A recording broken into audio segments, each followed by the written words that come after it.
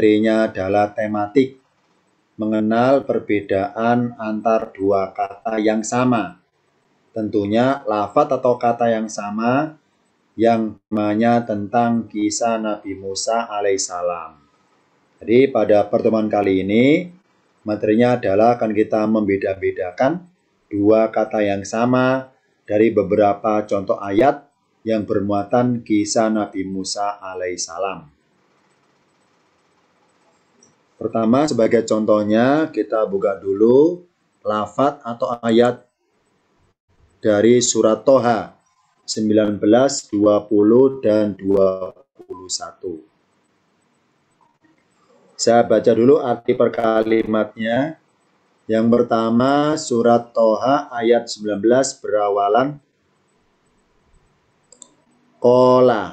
Kola arti perkata, yakni dia berkata. Dalam ayat ini adalah ayat yang bermuatan adegan. Ketika Musa alaihissalam berada di Tursina dan bercakap-cakap atau berbicara dengan Allah. Kola, dia punya dia adalah Allah, cirinya dia, lafadznya akhirannya fathah. Kola, dia berkata. Dia Allah berkata kepada Musa. Berikutnya kata Allah kepada Musa berbunyi alqiha. Alqi ditambah ha, ini dua kata alqiha. Lemparkanlah ia.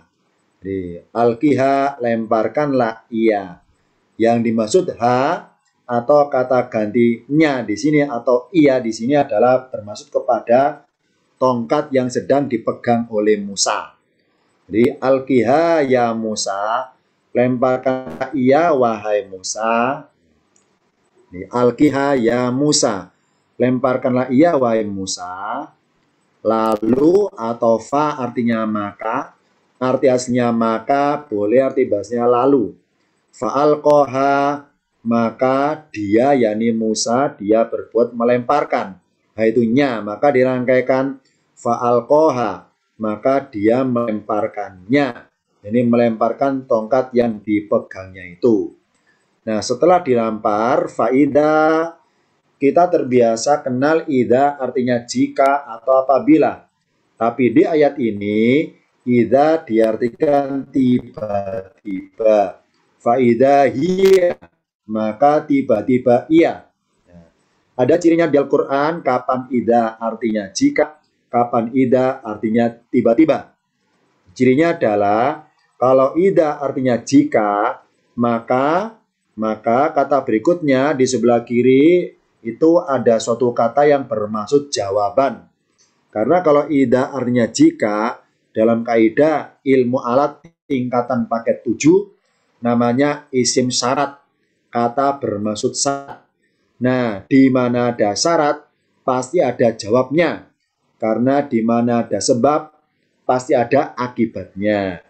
Sedangkan di ayat ini nggak ada kata bernada jawab atau kata bernada akibat.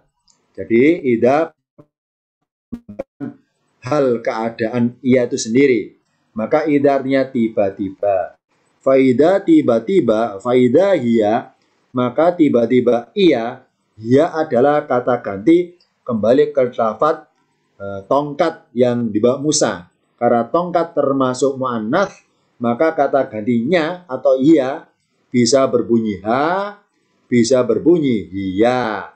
Faida hiya, maka tiba-tiba ia, yakni si tongkatnya Musa itu ketika dilempar, hayyatun tas'a. Hayyatun, ini yaknya bacanya bersyiddah bertasid alias double. Hayyatun. Kalau bacanya panjang hayatun, hayatun artinya kehidupan.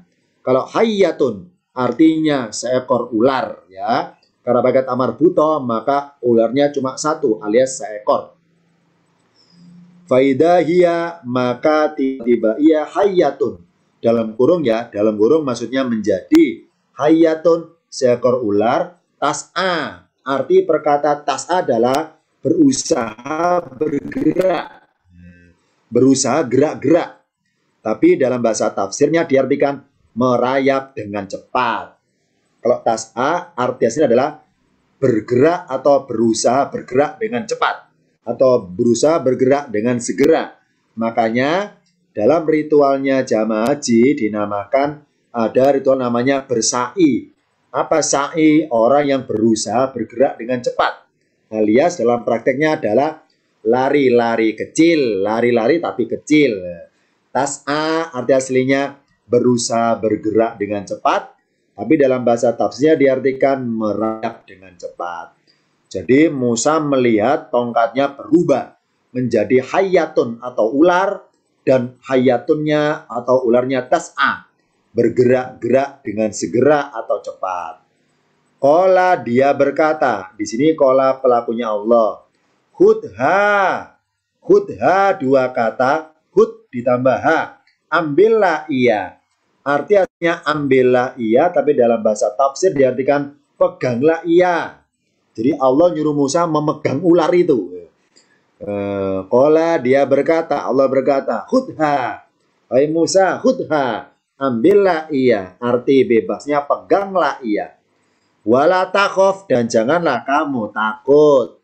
Ya, jangan takut megang ular, gitu kasarnya intinya.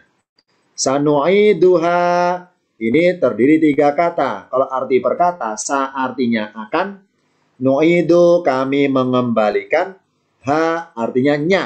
Maka dirangkaikan sanu'iduha.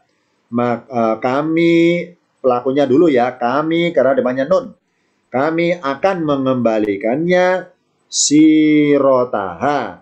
Jadi dalam maksudnya keadaannya al-ula, yakni pertama atau semula. Maka dirangkaikan sanu'iduha sirotaha al-ula. Kami akan mengembalikannya dalam kurung kepada keadaannya al-ula yang semula. Yani apa? Balik menjadi tongkat lagi. Jadi ketika Musa disuruh Allah ngelempar tongkat, ternyata tongkatnya faidahiyah, maka tiba-tiba ia si tongkat itu hayatun, berubah menjadi ular. Kata Allah, peganglah. Peganglah ular itu. Kalau engkau pegang, maka ularnya akan berubah jadi tongkat lagi. Kasarnya kalau kamu nggak memegangnya, maka nggak boleh. Sanu'iduha sirotaha. Dengan engkau berbuat memegang, kami akan mengembalikannya sirotaha keadaannya al-ula atau sedia kala menjadi tongkat lagi. Di sini garis merah ada kata yang berbunyi hayatun. Hayatun artinya seekor ular. Sedangkan yang garis biru hiya. Hiya di sini bermaksud adalah tongkatnya Musa. Faida, maka tiba-tiba tongkatnya Musa hayatun, berubah menjadi ular, tas'a, bergerak-gerak dengan cepat alias merayap dengan cepat. Di sini kita bedakan nanti lafadz hayatun dengan kata yang lainnya. Lafadz hayatun tercantum di surat Toha ayat 20 dalam kisah Nabi Musa alaihissalam. Berikutnya, ini ayatnya dari surat Al-A'raf 106 dan 107. Sama ya, tentang kisah Nabi Musa alaihissalam. Juga sama ya, membahas tentang ular. Tentang ular, sama. Saya baca per kalimat dulu. Ini adegannya ketika Musa nemui Fir'aun. Kalau tadi Musa ketika di Tursina. Sekarang Musa pas nemui Fir'aun. Qala dia berkata, dia siapa? Fir'aun. In kunta, jika kamu adalah wahai Musa, jita bi ayatin, kamu datang dalam kurung datang ke sini, bi ayatin dengan membawa suatu bukti dalam kurung tanda kerasulan, fakti biha, maka datangkanlah ia. In kunta, jika kamu adalah wahai Musa, minas sodikina, termasuk golongan orang-orang yang benar, yakni benar pengakuanmu sebagai seorang rasul. Jadi intinya adalah Fir'aun minta bukti. Wahai Musa, jika engkau seorang nabi rasul, mana buktinya? Nah, maka Musa datang menemui Fir'aun untuk membuktikan bahwa Musa seorang rasul. Nah, buktinya berupa mukjizat, fa'alqa, maka ini 2 kata ya. Fa ditambah alqa, maka dia melemparkan. Dia siapa? Musa. Melemparkan apa? Asohu, tongkatnya. Dari Musa ngelempar tongkat depan Fir'aun. Faidahiyah, maka tiba-tiba ia si tongkat tadi itu subanun, dalam kurung menjadi su'banun ular. Su'banun mubinun, ular yang nyata. Ini benar-benar ular. Jadi bukan bersifat sihir ngelabui mata, bukan. Tapi su'banun mubinun. Apa mubinun? Yang nyata secara kasat mata, bukan mata salah lihat, tapi benar-benar ular semua. Nah, ternyata dalam prakteknya Musa ketemu Fir'aun untuk melemparkan tongkat menjadi ular oleh Allah dalam redaksi kalimatnya, kata ular dalam kisah Musa ketemu Fir'aun dirubah menjadi su'banun. Su'banun arti berkata sama dengan hayyatun, yakni ular. Sekarang kita kumpulkan dua kata yang sama antara hayyatun dan su'banun dalam tampilan berikutnya. Yang atas ada kata faidah hiya hayyatun tas'a. Sedangkan yang bawah ada kata faidah hiya su'banun mubin. Kalau yang atas faidah hiya hayyatun, maka tiba-tiba ia si tongkat tersebut ketika dilempar oleh Musa berubah menjadi hayyatun. Hayyatun artinya ular. Begitu pula ketika Musa berhadapan dengan Fir'aun, Musa melempar tongkat faidah hiya, maka tiba-tiba ia si tongkat tersebut berubah menjadi su'banun. Su'banun artinya ular. Nah, dalam bahasa di Al-Qur'an bedanya hayyatun dan su'banun. Kalau hayyatun ular yang kecil. Ular yang kecil. Mengenai berapa panjangnya nggak dibahas dalam bahasa. Hayyatun ular yang kecil. Sedangkan su'banun ular yang besar. Ini bedanya secara bahasa. Ini kenapa oleh Allah ketika di Tursina pakai hayyatun dalam kisah singkat ini? Kenapa nggak pakai su'banun? Hikmahnya adalah ini pertama kali Musa ngelihat ular. Pertama kali Musa ngelihat ular. Nah, karena ular sedang bergerak-gerak, maka Musa langsung sebelum ada rasa takutnya jadi Allah duluan berkata, "Khudha, wahai Musa, ambillah ia," atau kasarnya peganglah ia. Kenapa Allah nyuruh megang? Karena ketika ular itu kalau dipegang oleh tangan Musa, maka ularnya menjadi lunak alias tidak liar, ya tidak gesit lagi. Dan ketika dipegang tiba-tiba menjadi tongkat lagi. Jadi di sini hanya kata berbunyi wala takhaf. Janganlah kamu takut, ya. Takut megang ular, janganlah. Karena dengan kau memegangnya, kami akan mengembalikannya seperti semula atau sedia kala. Jadi Musa pengalaman ngelihat tongkatnya jadi ular, tapi ularnya kecil. Nah, ketika Musa di hadapan Fir'aun ngelempar tongkat juga, nah, ternyata ularnya yang di luar badan Musa. Ternyata ularnya besar, benar besar. Ini ada hikmah di sini nih. Hikmahnya apa? Kalau Allah praktekkan kepada Musa ketika Musa di hadapan Fir'aun, ternyata tongkatnya berubah ularnya kayak di Tursina, yakni hayyatun, maka tentu menurut Fir'aun itu suatu ejekan nanti. Bahwa Musa ularnya cuma segitu. Bahwa Musa kesaktiannya ularnya kecil. Ya, tidak menakutkan ularnya. Maka semakin diremehkan Musa oleh Fir'aun.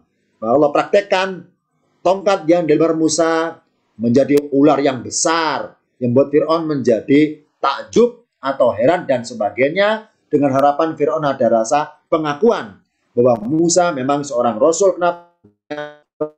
Itu tinggi, bukti bisa merubah tongkat menjadi ular yang besar. Nih, jadi ketika di Tursina, Allah tidak mempraktekkan ular dalam bentuk besar, tapi sekedar mempraktekkan bahwa, wahai Musa, tongkatmu itu bisa berubah jadi apapun, termasuk jadi ular. Nah, jadi Allah nggak memperlihatkan apa mengenai besarnya ular kepada Musa, tapi sekedar memperlihatkan bahwa tongkatnya bisa berubah-ubah.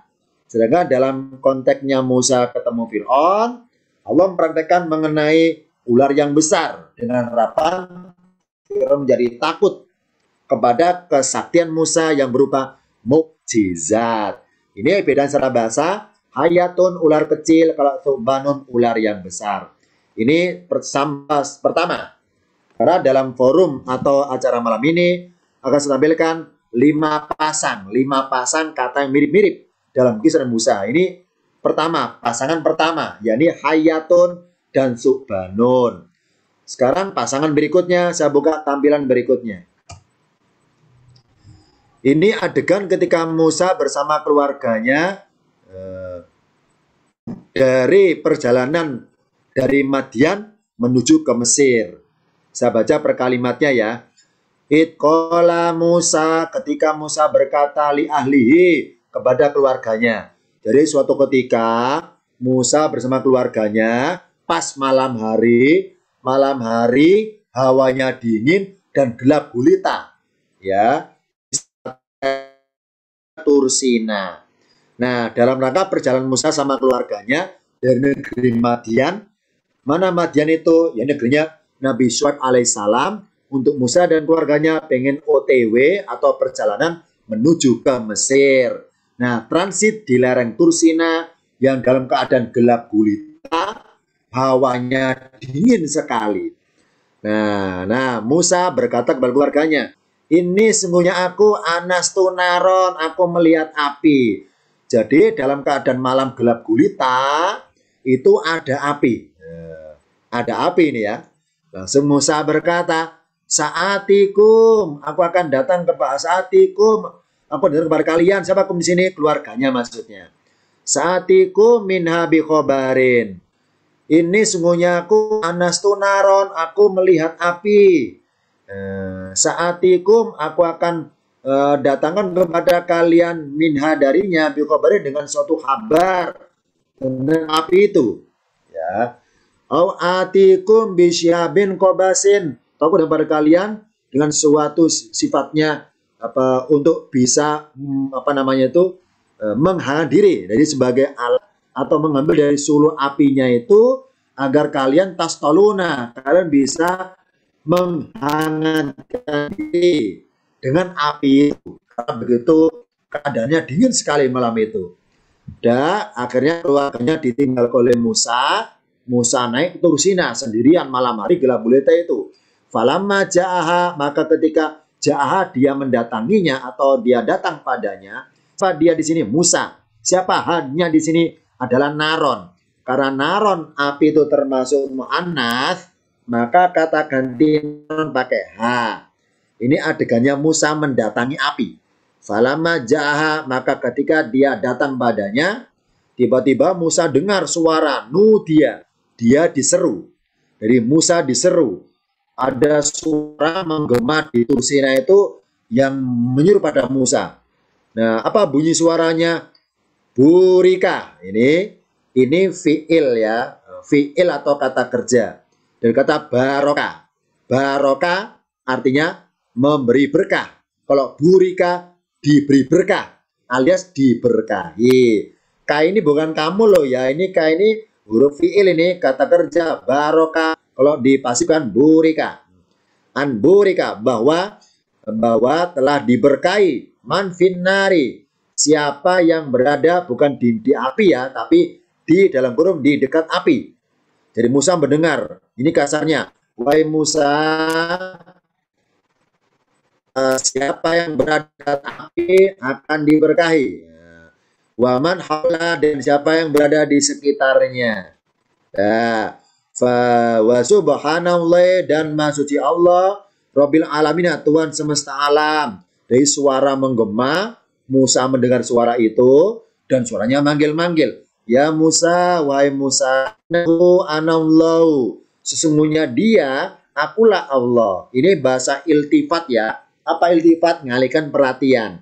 Innahu ana. Sesungguhnya dia, akulah Allah. Jadi kenapa pakai hu di sini? Karena pandangan Musa sedang melihat api. Nah, ketika mata Musa dengan melihat api yang kayaknya aneh apinya. Apinya aneh. Apa nih itu? Munculnya api bukan dari benda, bukan dari satu benda, bukan dari kayu karena menyala api, bukan dari batu. Jadi hanya ada apinya. Nah, ini. Jadi nggak ada benda, tapi ada apinya. Nah, maka objek yang Musa lihat itu berarti apa? Iya.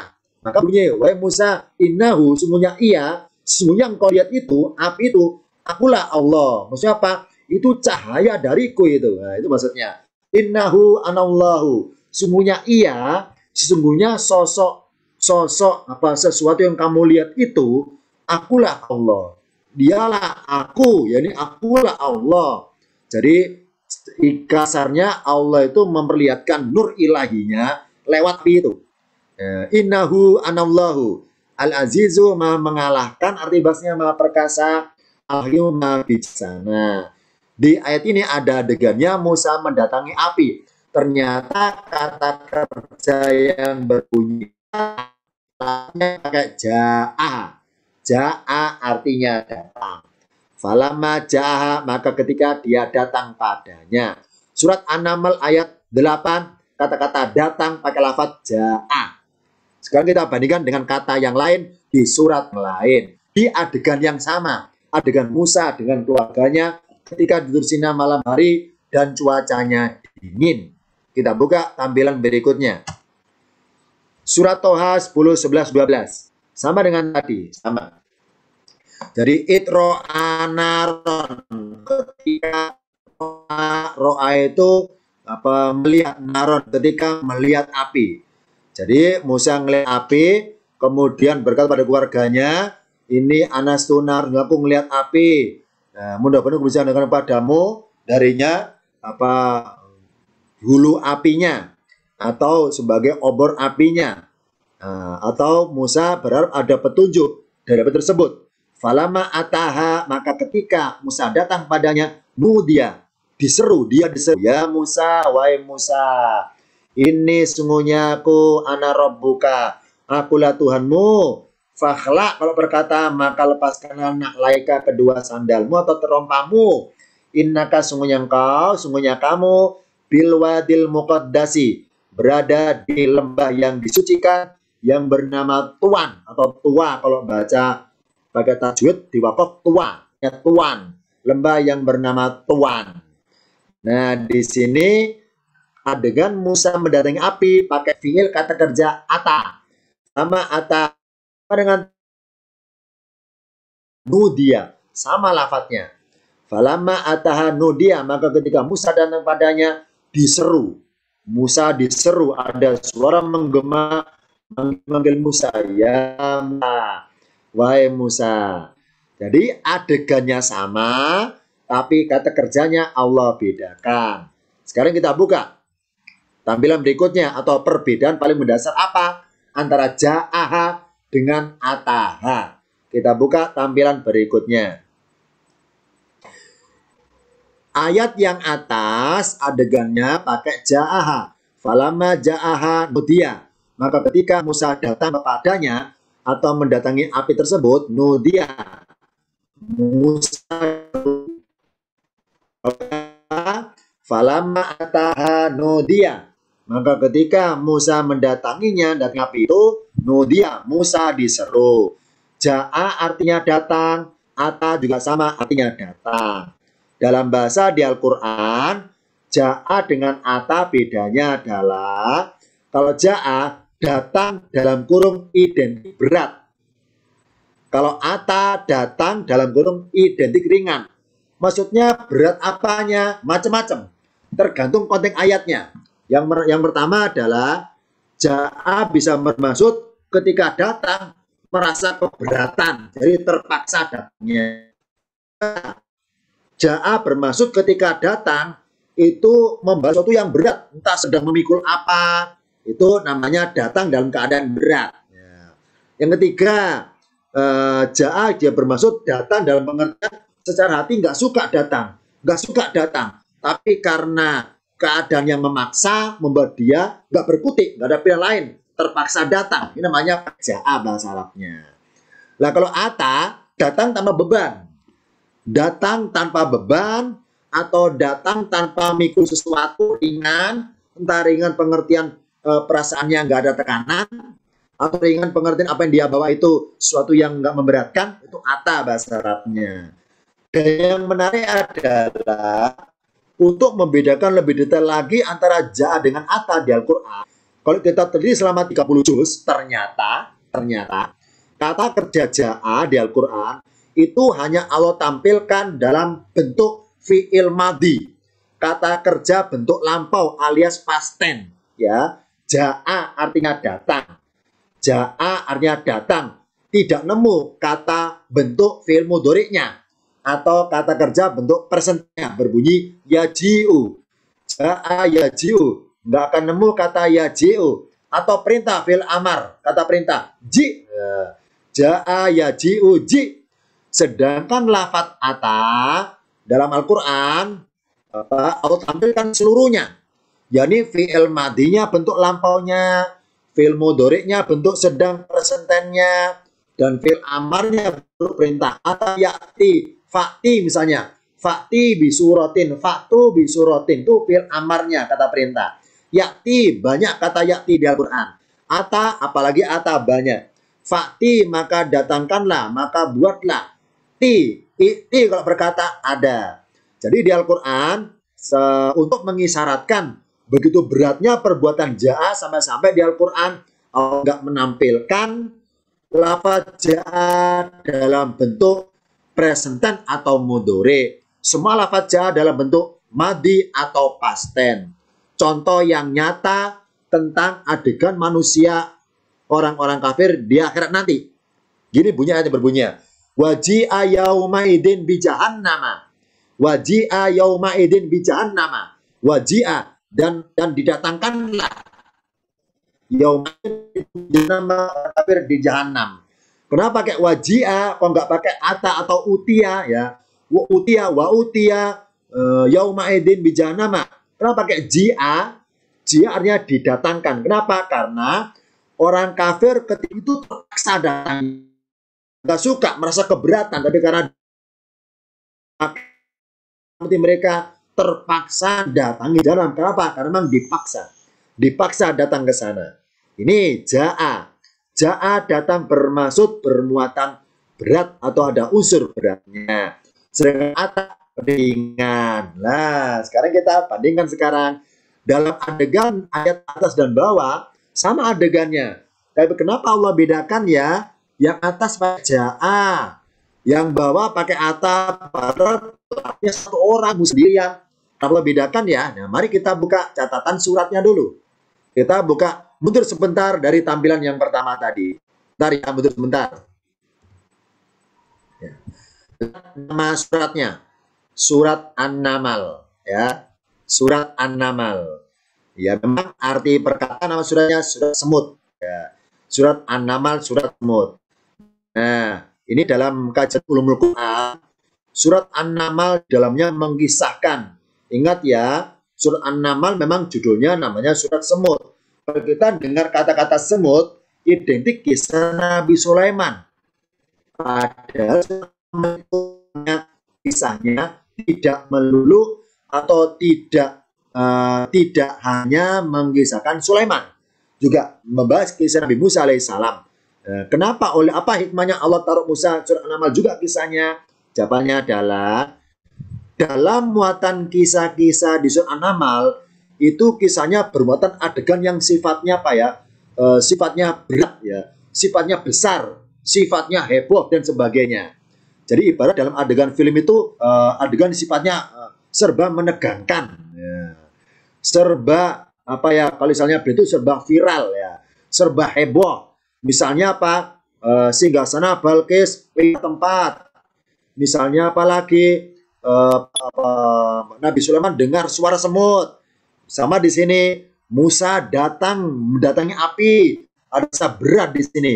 Apa berat Musa itu? yakni naik ke atas. Kemudian rasa keterpaksaan karena begitu butuhnya kepada apinya itu dikarenakan keluarga mesti kedinginan keluarganya. Kedinginan.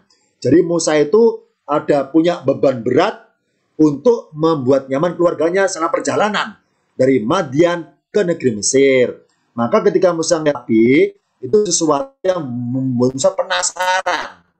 Dari satu sisi Musa pengen berlanjut berjalan menuju Mesir, si yang lain penasaran, maka terpaksa naik ke atasnya. terpasti dalam menggambarkan pakai ja'aha. Falamma ja'aha. Makanya Musa bilang kepada keluarganya, saatikum minha bi khobarin. Ya, ujung-ujungnya Musa bilang lalakum tastolun, agar kalian bisa menghangatkan diri dari api nanti aku bawa itu. Jadi Musa ada rasa terbebani. Kenapa? Karena keluarganya dalam kondisi menggigil kedinginan, padahal perjalanan masih jauh ke Mesirnya itu. Maka Musa dengan beban yang berat itu, di satu sisi Musa khawatir keluarganya kedinginan, mati kedinginan. Di sisi yang lain Musa terpaksa mendaki kepada Tursina yang tinggi itu untuk mencari tahu, penasaran api apa itu yang menyala-nyala di atas itu. Maka untuk menggambarkan rasa beban beratnya Musa, secara di satu sisi berat mikir nasib keluarganya, di sisi yang lain ada rasa melangkahkan kaki ke api itu merasa berat sekali. Itu pakai kata kerja ja'a. Dan An-Naml, memang dalam kisah surat An-Naml itu beberapa adegan-adegan yang serba heboh di surat An-Naml. Sedangkan surat Toha, isi-isi kisahnya ringan-ringan. Ya. Tidak sehebot surat An-Naml, ringan-ringan. Termasuk juga adegan Musa. Allah buat ringan fiilnya. Allah buat ringan kata kerjanya. Meskipun adegannya sama. Sama-sama Musa datangi api. Tapi karena surat Toha, maka bersifat ringan. Ya, bersifat ringan. Kalau An-Naml dengan misinya kepada Sulaimannya itu, kisah An-Namlnya dengan Toha kepada Rasul Muhammadnya, di sini Tohanya Rasul Muhammadnya. Maka Allah ketika mengisahkan Musa Rasul Muhammad, nada redaksi kalau berikan beritanya itu seringan mungkin, karena bagi Rasul tidak perlu seboh mungkin. Rasul bukan pelaku sejarah. Falamma ataha, maka pakai kata kerja ata karena menggambarkan ringannya Musa menghadap Allah. Kenapa? Karena rasa senengnya itu. Rasa senangnya itu menghadapnya.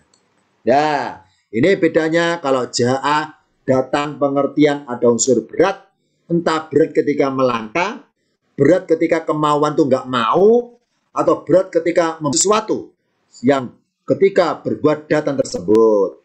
Sedangkan ata ringan, entah ringan pengertian melangkahnya, entah ringan pengertian secara kemauan itu nggak ada unsur keterpaksaan, atau ringan pengertian nggak sedang memikul sesuatu. Ringan, pakai ata di sini. Jadi secara bahasa bedanya ja dengan ata. Ja bermaksud datang unsur beratnya, kalau ata datang bermuatan unsur ringannya.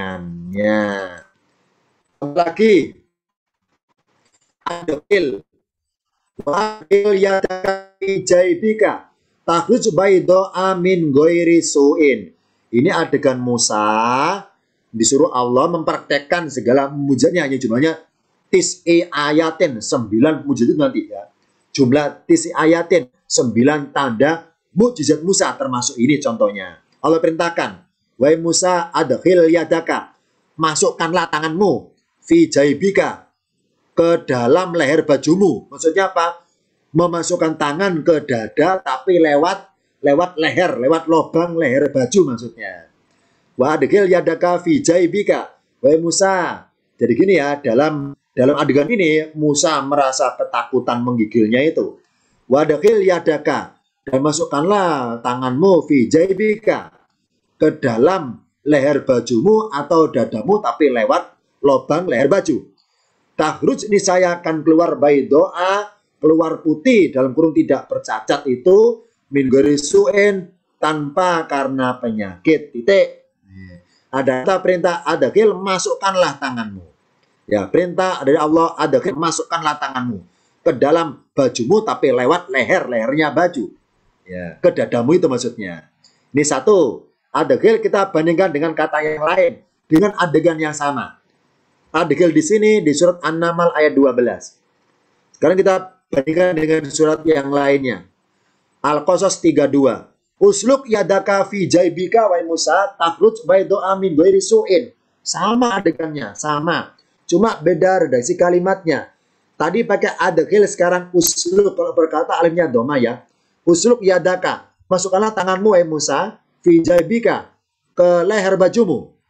Yang takhruj, niscaya dia akan keluar Baik doa keluar putih nggak tercatat min ghairi su'in, bukan karena penyakit. Di sini ada dua kalimat firman Allah yang beda suratnya, Al-Qasas dan tadi surat An-Naml. Kalau An-Naml pakai adkhil, masukkanlah. Pakai fi'il kata kerja adkhil, masukkanlah. Di sini pakai fi'il kata kerja usluk yang dalam ayat ini diartikan sama, yakni masukkanlah. Sekarang kita bedakan. Apa bedanya adkhil masukkanlah dan usluk masukkanlah. Kita buka catatan berikutnya. Ayat surat An-Naml yang atas pakai adkhil. Wadkhil yadaka fi jaibika. Sedangkan di surat Al-Qasas bawah pakai kata kerja usluk. Usluk yadaka fi jaibika. Dalam bahasa di Al-Quran, kalau adkhil memang arti berkata benar, masukkanlah. Jadi bermaksud tempatnya. Maksudnya apa? Dari luar supaya ada di dalam. Itu namanya adkhil. Jadi kata kerja dakhala yadkhulu yang artinya masuk itu bermaksud supaya pindah tempat dari luar supaya ada di dalam. Ya.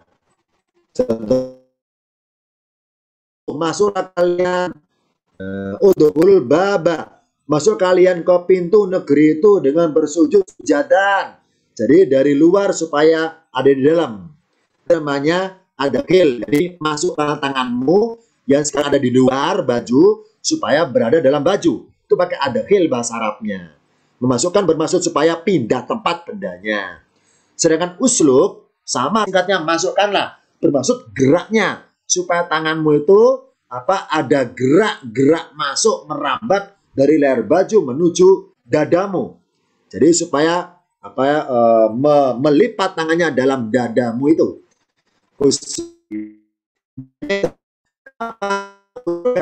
Artinya adalah bergerak. Makanya salaka yasluku bisa artinya berjalan. Apa berjalan pengertian salaka yasluku? Berjalan pengertian geraknya itu. Karena lafadz usluk nggak harus arti masukkanlah. Banyak artinya. Yang penting kepada geraknya. Maka ada kata man salaka torikon, bahasa berjalan pada suatu jalan ya. Salaka torikon, apa salaka? Bergerak pada suatu torikon jalan. Man salaka torikon dan seterusnya bunyi hadis maupun ayatnya. Jadi salaka yasluku usluk artinya gerak menuju masuk dalam baju. Itu arti lengkapnya usluk. Usluk yadaka, gerakkanlah tanganmu menuju dalam baju. Cuma dalam bahasa tafsir diartikan bebas, masukkanlah. Nggak detail, gerakkanlah tanganmu supaya gerak masuk dalam baju. Seperti itu. Ya, karena dalam bahasa tafsir usluk diartikan masukkanlah, maka kesannya beda. Kesannya mirip dengan udkhil, adkhil. Palingnya beda. Kalau adkhil bermaksud tempatnya supaya pindah dari luar menuju dalam. Kalau usluk masukkanlah bermaksud gerak maksudnya. Gerak masuknya tanganmu menuju ke dalam baju.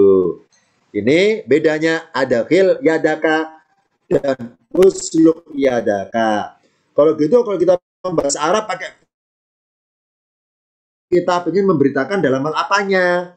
Kalau memberitakan dalam hal dari posisi bendanya dari luar menuju dalam, unsur pindah tempat dalam, maka pakai adkhil. Misalnya udkhulu al-baita, masuklah kalian ke rumah. Oh, berarti dari luar supaya pindah tempat dalam. Kalau berbunyi usluk anta al-baita misalnya, masuklah kamu ke dalam rumah. Oh, berarti bergeraklah kamu menuju dalamnya rumah. Jadi perintah untuk bergerak kalau usluk. Dengan adkhil, perintah untuk memindahkan tangannya dari luar menuju dalam. Bedanya itu adkhil yadaka dan usluk yadaka. Berikutnya tentang laut. Tentang laut. Saya baca. Walaqad dan sungguh benar-benar auhayna ila Musa kepada Musa an bahwa Sri bi ibadi. Ini adegan ketika Musa disuruh Allah ketika masih di Mesir, disuruh Allah Musa membawa membawa kaumnya supaya eksodus ya, mengungsi ninggalin Mesir supaya pulang ke Yerusalem. Nah, Allah perintahkan seperti ini. Asri bi ibadi. Apa asri? Kata asra di dalam surat Al-Isra. Asra bi abdihi lailan. Apa asri itu? Berjalanlah malam hari. Asri bi ibadi. Arti kasarnya malam hari. Arti bebas bahasa tafsirnya ya, ajaklah keluar hamba-hambaku di malam hari. Dalam kejadiannya sejarah catat bahwa Musa bersama kaumnya tinggal Mesir itu malam hari, tepatnya malam tanggal 10 Muharram ya, malam tanggal 10 Muharram. Makanya diperingati oleh orang Yahudi, yakni 10 Muharram itu puasa sebagai wujud syukur kepada Tuhan Allah atas penyelamatan Musa dan Bani Israel ketika dikejar Fir'aun. Jadi perintahkan Musa asri bi ibadi, perjalankanlah malam-malam dengan hambaku. Arti kasarnya, ajaklah atau pergilah malam hari dengan hamba-hambaku. Fadrib lahum torikon. Kalau berkata ya, maka pukulkanlah untuk mereka. Torikon sebuah jalan. Ya, fil bahri di laut. Yabasan yang kering. Begini, dari Allah perintahkan Musa, ajaklah hamba-hambaku ninggalkan Mesir malam hari supaya nggak ketahuan Fir'aun malam hari. Nah, nanti ketika nyampe di laut, pukulkanlah tongkat pada laut itu supaya tercipta jalan yang kering, nggak ada airnya. Yabasan bahasa Arabnya. Fil bahri di laut. Nah, la takhofu darokan. Janganlah kamu takut darokan. Secara bahasa, lafadz darokan sama dengan darjan. Sebentar ya, saya buka whiteboard dulu untuk saya terangkan tentang darokan. Mumpung saya bawa pulpen dan saya akan buka layarnya, layar putih untuk menjelaskan tentang darokan. Sebentar ya, saya milih pulpennya warna hitam saja biar kita barangkali pas ikut kajian ini pakai handphone karena layarnya kecil biar kelihatan. Satu dulu ya, di Al-Quran ada dua kata artinya tingkatan.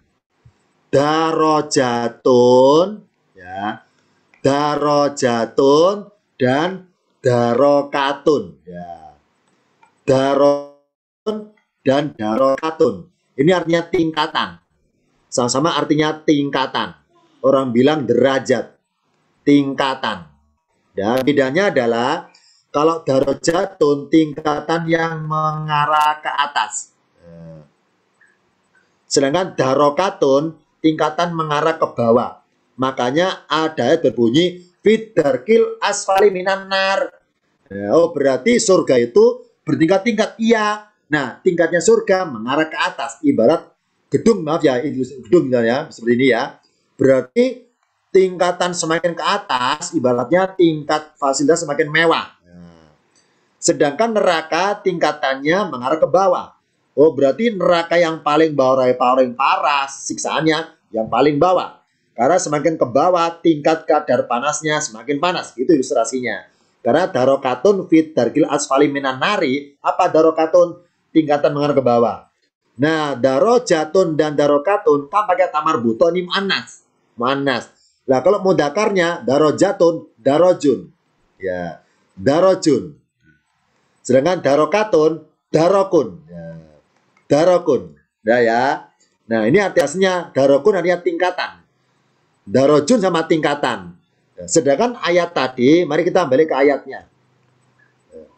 Pakai darokan, ya, darokun, darokan. Apa secara bahasa darokan? Tingkatan mengarah ke bawah. Nah, tapi kenapa kalau pakai darokan di sini diartikan apa ya? Tersusul, ya, tersusul. Ya. Wahai Musa, la takhof. Janganlah kamu takut darokan, tersusul. Siapa? Kenapa dengan tersusul? Karena bermaksud bahwa wahai Musa, ketika engkau mukul laut, ya, mukul laut pakai tongkat, maka akan terbentang di hadapanmu torikon, jalan yang yabasan, yang kering, nggak ada air. Kenapa? Karena nanti airnya minggir semua. Nah, lokasi jalannya adalah agak menurun. Dari daratan menuju jalannya laut agak menurun. Nah, karena arahnya agak menurun, makanya pakai tersusul. Yakni apa? Tersusul oleh Fir'aun yang juga turun ke jalan itu. Ya, makanya darokan dipakai bahasa di sini. Apa? Wa Musa la takof darokan. Ini arti kasar lengkapnya. Wa Musa, janganlah kamu takut. Takut tersusul oleh Fir'aun yang juga turun ke bawah. Turun ke bawah melintasi torikon yang kering itu. Nah, karena jalannya sedikit menurun. Dari daratan menuju lautan menurun jalannya. Maka darokan. Wala taksha, dan jangan kamu merasa gentar. Apa gentar? Jadi takut, pengertian takut tenggelam. Gentar ya. Nyalinya menjid dan sebagainya. Dan berikutnya fa'at ba'ahum. Fa'at ba'ahum 3 kata. Maka atba'a adalah kata kerja atau fi'il. Sebentar ya. Pertanyaannya saya hapus biar ganggu. Saya ulangi kalimatnya. Fa'at ba'ahum fir'aunu. Maka Fir'aun, kalau arti perkata, mengikuti mereka. Fir'aun sama siapa? Bijunudihi, dengan tentaranya. Ngikuti Musa. Ya, ngikuti turun juga maksudnya. Turun ke jalan yang torikon itu. Yang sudah nggak adanya itu. Ya. Fir'aun ngejar kasarnya. Ternyata fa itu langsung. Yang merasa kenal kajian paket 3 tentang huruf atof, tahu ini. Fa itu langsung maksudnya. Kata sambung langsung. Fagosiyahum minal yammi magosiyahum. Ini menarik ya lafadznya. Gosnya 2 kali. Fagosiyahum minal yammi magosiyahum. Kalau arti aslinya dulu loh ya. Fagosiyahum, maka menyelimuti mereka. Ya. Masih ingat tagsha walaili ida yagsha. Apa yagsha? Meliputi, membungkus kayak selimut. Arti aslinya menyelimuti mereka. Cuma dalam bahasa tafsir diartikan menutupi mereka. Maka menutupi mereka. Apanya? Minal yammi. Dari laut itu. Magosiyahum, apa yang menutupi mereka. Arti aslinya, maka menyelimuti mereka. Mereka diselimuti apa? Diselimuti air laut. Jadi air laut membungkus atau menyelimuti. Magosiyahum, apa yang menyelimuti mereka. Jadi adegan Allah menenggelamkan tentaranya, nggak segera tenggelam. Tapi apa? Digulung air, digulung oleh air. Karena fiilnya pakai gosya. Karena secara bahasa itu menyelimuti. Namanya selimut berarti membungkus. Ya. Jadi mereka dibungkus air terus tenggelamkan. Fagosyahum minal yami magosyahum. Arti bahasnya, maka mereka ditutupi oleh laut yang menutupi mereka. Di sini ada 2 kata laut. Al-fil bahri, al-bahri artinya laut, al-yam juga di sini diartikan laut ya. Padahal kisahnya sama adegannya, adegannya berlanjut, tapi oleh Allah dirubah. Maaf ya, kalau bisa tangannya jangan menyentuh layar agar tidak campur dengan tulisan dari saya ya. Maaf, diharapkan kita yang pakai laptop atau handphone jangan menyentuh layar agar tidak mengganggu tulisan dari saya. Berikutnya al-bari laut, yami juga laut. Sekarang kita buka ayat yang lainnya yang juga ada kata yami atau laut. Ini adegan ketika Musa masih bayi. Ibunya mau menghanyut Musa di Sungai Nil. Saya baca. Wa auhayna, dan kami wahyukan kepada ila umi Musa, pada ibunya Musa. Cuma dalam bahasa tafsir auhayna diartikan kami ilhamkan supaya nggak rancu. Kenapa? Karena menurut pemahaman orang Indonesia secara awam, wahyu itu identik nabi. Nah, supaya ibu Musa nggak disalah tafsirkan sebagai nabi, maka terjemahnya ada bijaksana. Dirubah artinya kami ilhamkan ya. Wah, kalau saya artikan arti aslinya kami wahyukan. Wahayna ila umi Musa, dan kami wahyukan kepada ibunya Musa. An bahwa ardi'ihi, apa, susuhilah ia. Jadi ibunya Musa Allah menyusui bayi itu. Setelah disusui, faida khifti alaihi, maka jika kamu wahai ibu Musa khifti alaihi, khawatir atasnya, atas nasib bayimu itu. Kenapa? Khawatir nanti lama-lama ketahuan oleh Firaun juga. Padahal kalau punya bayi. fa'alkihi, maka kalau berkata maka lemparkanlah ia fil yami, di lautan. Cuma dalam bahasa tafsir dirubahnya sungai. Sungai. Kalau berkata tuh di lautan sebetulnya, di laut. Nah, supaya nggak rancu dengan mana sungai mana laut, karena dalam kisah adalah sungai Nil, maka dalam terjemahannya bahasa tafsirnya fil yami dijadikan di sungai. Hakikatnya sungai kan lafaznya kan naharun. Nahrun yang berbunyi fin nahari, sama fil anhari atau fin nahri atau fin nahari. Jadi Allah dalam firman-Nya nggak baik kata-kata fin nahari, tapi fil yami, yang arti aslinya yami adalah laut. Padahal dalam kisahnya adalah sungai Nil. Sungai Nil bukan laut. Tapi Allah pakai kata-kata laut. Akan kita ungkap nanti pada tampil berikutnya. Lanjutannya Allah bilang wala takhofi, dan janganlah kalian khawatir atau takut wahai bunyi Musa. Wala tahzani, dan jangan kamu bersedih hati. Inna sesungguhnya kami rotuhu, kami akan mengembalikannya ilaiki kepadamu, wajailuhu, dan kami akan menjadikannya minal mursalin, dari golongan orang-orang yang diutus. Di sini al-yami diartikan sungai, yang arti aslinya adalah laut. Kita buka tampilan berikutnya. Barisan atas fil bahri.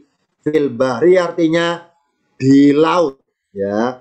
Yang bawah fil yami artinya sama, di laut. Bedanya adalah kalau al-bahru laut pengertian luasnya. Kalau al-yammu atau fil yami laut pengertian dalamnya. Yang kedua bedanya adalah kalau al-bahru ini bahasa Arab suku bangsa Quraisy. Suku Quraisy, ingat bahwa di Jazirah Arab lain suku lain dialeknya. Orang Quraisy kalau mengatakan laut bahasa pakai al-bahru. Tapi kalau suku Kipti Mesir ini bahasa Kipti nih. Bahasa Kipti, Kiptiyun. Dalam bahasa Kipti laut namanya al-yammu. Al-yammu kenapa? Unsur dalamnya. Oh berarti sungai Nil itu nggak kayak sungai biasa, maaf ya. Nggak kayak sungai Ciliwung. Nggak kayak sungai Bengawan Solo, tidak. Tapi sungainya kayak laut. Kenapa? Dalamnya. Nah, luasnya dan dalamnya itu. Makanya Allah dalam tanda kutip meminjam lafaz al-yammi dalam adegan ibunya Musa ngelempar Musa dalam keranjang itu, pakai keranjang, pakai fil yammi, menggambarkan dalamnya. Makanya ibunya Musa takhofu, khawatir anaknya bayi dalam keranjang itu tenggelam. Orang dewasa aja belum tentu bisa berenang, apalagi bayi itu. Nah, untuk menggambarkan unsur dalamnya sungai itu, Allah pakai kata-kata fil yammi. Maka arti secara bahasa, al-bahru laut pengertian luasnya. Sedangkan al-yammu laut pengertian dalamnya. Jadi dalam adegan ini, balik lagi, sebentar ya. Baik lagi kepada adegan Firaun tenggelam. Ya. Saya buka mundur lagi. Kita lihat di layar. Tepatnya surat Toha 78. Saya baca ya. Surat Toha 78. Fa'at ba'ahum fir'aunu bijunudihi fagosiyahum minal yammi magosiyahum. Kalau yang tujuh pakai fil bahri. Kenapa pakai bahri di sini? Menggambarkan bahwa laut yang luas itu ketika dipukul Musa pakai tongkat, luasnya itu ibaratnya tersekat, ya. Kenapa pakai bahri? Apa bahri itu? Laut pengertian luasnya. Luasnya menjadi tersekat oleh adanya jalan disebabkan dari pukulan tongkat Musa. Sedangkan untuk menggambarkan tenggelamnya Fir'aun, menggambarkan tenggelamnya tentara Fir'aun, Allah berkata fil yammi atau minal yammi. Kenapa? Berarti mereka itu diliputi air, digulung-gulung pakai air, itu airnya melipat-lipat sampai sedalam mungkin. Jadi mereka Allah tenggelamkan ke dasar laut, ya, menggambarkan dalamnya lautan. Fagosyahum, maka mereka ditutupi, diselimuti, digulung oleh air dan dibawa oleh air ke dasar laut. Karena menggambarkan dalamnya lautan. Jadi dalam konteksnya adegan Firaun tenggelam dalam kisah ini ya, menggambarkan dalamnya lautan. Sedangkan untuk menggambar adegan Musa membelah laut, tetap pakai bahri. Kenapa? Menggambarkan bahwa luasnya lautan, akan menjadi terbatas luasnya setelah tercipta jalan yang memisahkan kedua lautan tersebut. Ini bahru atau al-bahru, laut pengertian luasnya. Kalau al-yamu, laut pengertian dalamnya. Yang kedua bedanya adalah kalau al-bahru ini bahasa suku Quraisy, kalau al-yamu bahasa suku Kipti. Kipti adalah domisili di Mesir. Orang Mesir ngomong bahasa Arab, tapi Arabnya Arab Kipti. Makanya dalam bahasa Inggris Mesir disebut Egypt. Apa Egypt? Akipti. Aslinya Akipti, jadi Egypt. Ya. Berikutnya fanfajarat. Ya. Ini adegan terakhir ya. Waidis tasqa Musa liqaumihi. Dan ingatlah ketika Musa minta air untuk kaumnya. Fakulna, maka kami berkata, idrib Musa, idrib, pukullah. Biasoka dengan tongkatmu al-hajaro, batu itu. Setelah dipukul batunya, ini adegan Musa pas Tur Sina ya bersama kaumnya. Setelah nyebrang laut. Fanfajarot, maka memancarlah. Minhu darinya, dari batu itu. Ithnata asrota, 12 ainan mata air. Kita berarti. Qad alima kullu unasin, sungguh tiap-tiap manusia mengetahui masron tempat minum mereka. Jadi di sini adegan Musa, ngapain Musa istasqa, meminta air lewat ritual istisqa. Ya. Kayak kita dalam istilah fikih, sholat istisqa, sholat minta air. Nah Musa, kenapa istisqa Musa? Karena ini adegan Musa sama kaumnya di Tur Sina, yang gersang, yang tandus, nggak ada air apapun, nggak ada mereka wadolalna kumul gomama. Mereka dinaungi awan ketika siang hari nggak kepanasan. Nah, kemudian karena nggak ada tumbuhan, Allah kasih mana salwa. Karena nggak ada air, maka Allah kasih air dari batu yang dipukul Musa. Ini Musa mukul batu, fanfajarot, maka memancarlah darinya 12 mata air. Jadi batu dipukul Musa pakai tongkat, akibatnya fa itu langsung memancarkan. Jadi deras. Ada pancuran seperti tekanan dari dalam. Jadi deras, mancur deras. Dari dalam menuju luar ke atas, mengarah ke atas. Fanfajarot, maka memancarlah darinya ithnata asrota, 12 ainan mata air. Sekarang kita bandingkan kata infajarot dengan kata yang lainnya. Surat Al-A'raf 160. Ya, kita baca singkat. Wa qatta'nahum, dan kami, kalau berkata dan kami putus-putusin mereka, dan kami potong-potong mereka. Tapi dalam bahasa tafsirnya diartikan dan kami bagi-bagi mereka, dan kami pilah-pilah mereka. Siapa hum di sini? Bani Israel. Berapa Allah pilah-pilah menjadi berapa bagian? Ithnata asrota, 12 dalam kurung asbatan, keturunan atau suku. 12 suku. Umaman, umat-umat. Jadi 12 suku atau umat-umat. Wauhayna, dan kami wahyukan ila Musa kepada Musa, idistasqahu qaumuhu, ketika kaumnya meminta kepadanya air, an bahwa wahai Musa idrib biasokal hajaro, pukullah dengan tongkatmu batu itu, fan bajasat, kalau berkata alim asro, fain bajasat, maka memancarlah minu darinya ithnata ainan, 12 mata air. Ini adegan sama dengan yang tadi di surah Al-Baqarah 60. Adegan Musa mukul batu keluar air. Cuma Allah rubah redaksi kalimatnya. Ini apa Allah bedakan? Kalau di Al-Baqarah berbunyi fan fajarot. Kalau di Al-A'raf bunyi fan bajasat. Sama artinya maka memancarlah. Nah, sekarang kita bandingkan kedua lafaz fan fajarot dengan fan bajasat pada tampilan berikutnya.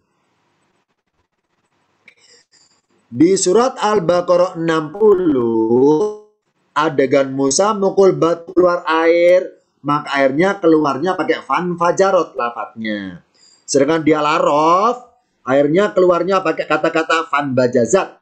Bedanya adalah dalam bahasa bahasa di Al-Quran, kalau in fajarot memancarnya deras, ya.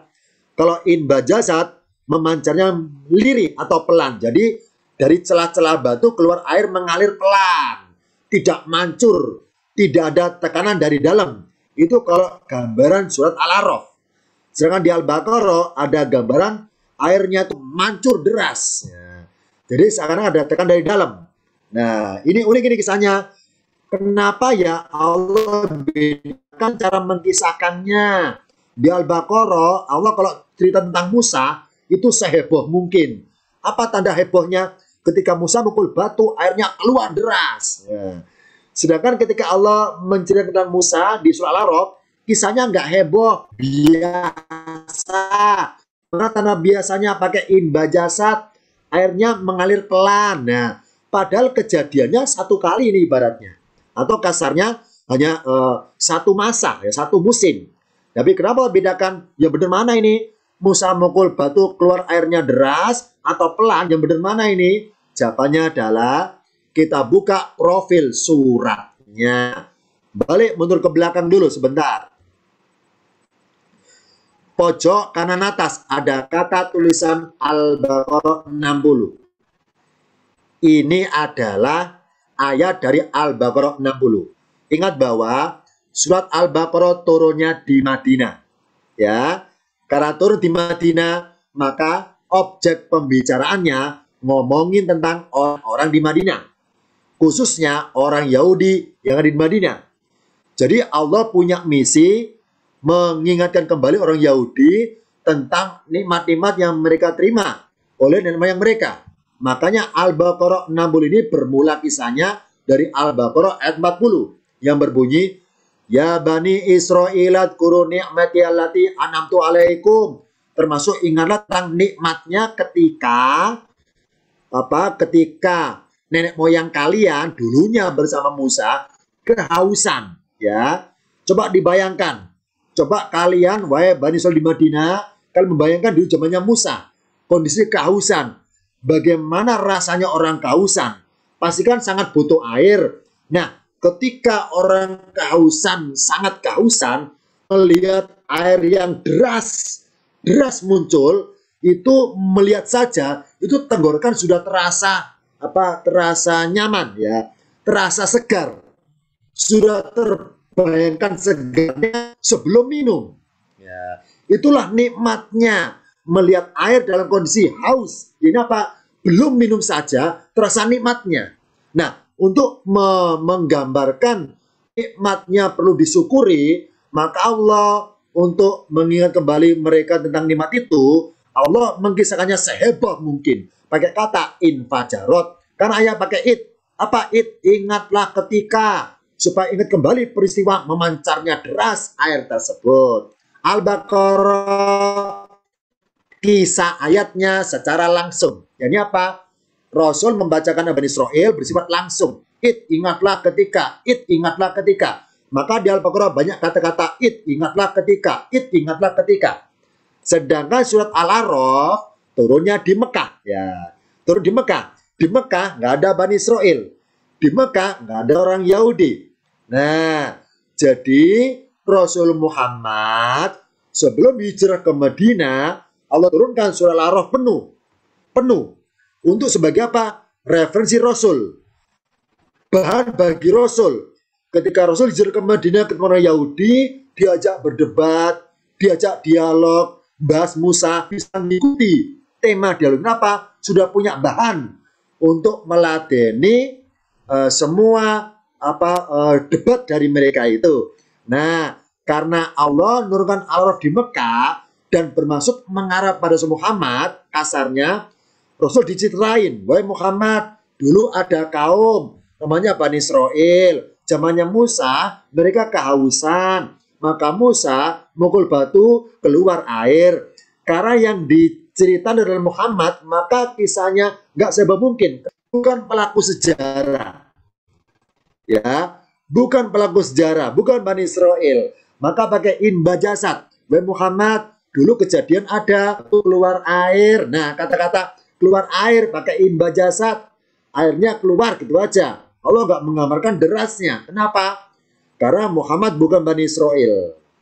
Nah, inilah gaya bahasa Quran. Ketika Quran menceritakan kepada seorang, ceritanya seheboh mungkin, kalimatnya dibuat seheboh mungkin. Tapi ketika cerita pada orang yang nggak ada hubungan dengan pelaku sejarah, maka redaksi kalimatnya biasa. Contoh di sini.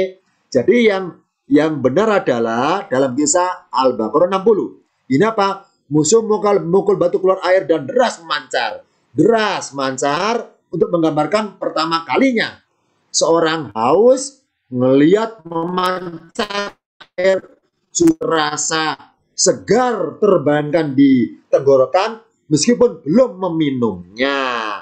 Sedangkan yang bawah ini, karena kisahnya Allah menceritakan kepada Muhammad, maka kisahnya kalimatnya tidak sehebal seperti di Al-Baqarah.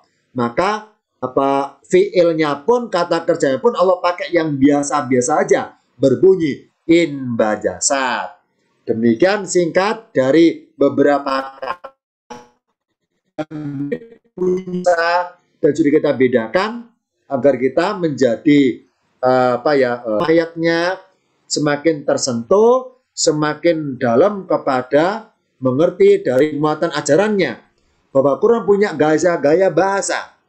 Ketika bercerita pada suatu kisah atau adegan, Allah berikan lafadznya untuk spesifik, peman kepada adegan itu sendiri. Ini contoh terakhir dalam pertemuan kali ini. Sebenarnya banyak sekali kata-kata kisah Musa yang mirip-mirip. Tapi karena kita waktunya singkat, maaf ya, hanya saya contohkan 5 pasal kata yang mirip-mirip artinya, tapi tetap ada bedanya dalam adegan kisah Musa alaihissalam. Sebelum diakhiri, barangkali pertemuan hari ini ada yang ditanyakan, silakan. Pihak hostnya barangkali punya catatan pertanyaan. Untuk sementara belum ada Ustadz di kolom chat. Mungkin ya. Kalian bagi yang bertanya silakan. Sudah dibuka mic-nya, silakan dibuka mic-nya. Boleh. Kalaupun tidak sempat, nanti bisa. Suaranya putus-putus ya. Mungkin sinyal kita tidak stabil ya. Tidak stabil sinyalnya ya. Yang merasa bertanya, yang nggak putus, atau nulis saja di layar chatnya, nanti dibaca oleh hostnya, sinyalnya kuat. Karena suara hostnya itu tidak ada halangan. Ya, karena kita sistem. Maaf ya, tidak terang suaranya. Lebih baik saran saya nulis saja nanti biar dibaca oleh hostnya ya. Biar nyaman kita dengarnya. Kalaupun tidak sempat, nanti boleh tanya pada grupnya masing-masing. Nanti setelah ini saya kirimi filenya dalam bentuk PDF dan juga nanti ada kiriman dari pihak hostnya. Dulu ya. Nah, Ustaz, ada pertanyaan ya. Oh, boleh silakan. Ya. Dari Man 10 Pak Yusuf, apakah bedanya Yami dengan Bahar, Ustaz? Oh ya tadi itu. Nah, kalau Bahrun, laut pengertian luasnya. Kalau Yamun atau Al-Yami, laut pengertian dalamnya. Nih, lihat di layar ya. Al-Bahru, laut pengertian luasnya. Al-Yamu, ini kalau dalam ayatnya kan fil yami, kalau ada filo ya. Seharusnya normalnya Al-Yamu, laut pengertian dalamnya. Makanya dalam kisah Sungai Nil pakai Al-Yamu untuk menggambarkan dalamnya Sungai Nil. Nah, bedanya itu. Yang lain? Sepertinya nggak nyaman ya suaranya. Suaranya putus-putus. Nah, kalau gitu saya akhiri. Insya Allah kita jumpa lagi pada pertemuan mendatang di hari hari Kamis ya, Kamis. Insya Allah kita dalam kajian tematiknya tiap Senin Kamis jam 8 malam. Terima kasih sudah di sini. Mohon maaf bila kurang berkenan dan tidak nyaman karena suaranya putus-putus. Bisa download kepada tajab di grupnya masing-masing. Demikian dari saya. Insya Allah kita jumpa lagi pada mendatang. Akhirul kalam. Wassalamualaikum warahmatullahi wabarakatuh. Waalaikumsalam warahmatullahi wabarakatuh. Waalaikumsalam warahmatullahi wabarakatuh. Semoga sehat selalu. Syukron Ustaz, makasih. Ya, terima kasih Pak Ustadz. Terima kasih. Ada banyak pertanyaan nanti